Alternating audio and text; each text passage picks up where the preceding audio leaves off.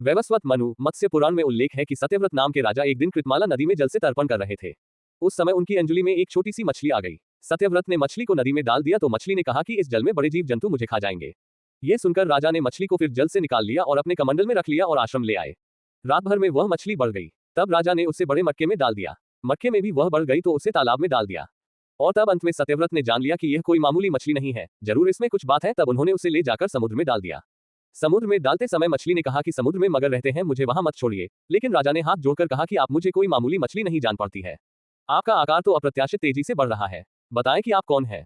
तब मछली रूप में भगवान विष्णु ने प्रकट होकर कहा कि आज से 7वें दिन प्रलय अधिक वर्षा से के कारण पृथ्वी समुद्र में डूब जाएगी। तब मेरी प्रेरणा से तुम एक बहुत बड़ी नाव बनाओ और जब प्रलय शुरू हो तो तुम सप्त ऋषियों सहित सभी प्राणियों को लेकर उस नाव में बैठ जाना तथा सभी अनाज उसी में रख लेना। अन्य छोटे बड़े बीज भी रख लेना। नाव पर बैठकर लहराते महासागर में विचरण करना। प्रचंड आंधी के कारण नाव डगमगा जाएगी, तब मैं इसी रूप में आ जाऊंगा।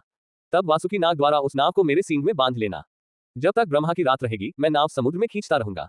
उस समय जो तुम प्रश्न करोगे मैं उत्तर दूंगा। इतना कह मछली गायब हो गई। राजा तपस्या करने लगे। मछली का बताया हुआ समय आ गया।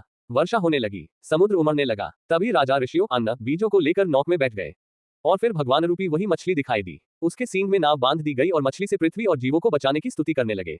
मछली रूपी विष्णु ने उसे आत्मतत्व का उपदेश दिया। मछली रूपी विष्णु ने अंत में नौक को हिमालय की चोटी से बांध दिया।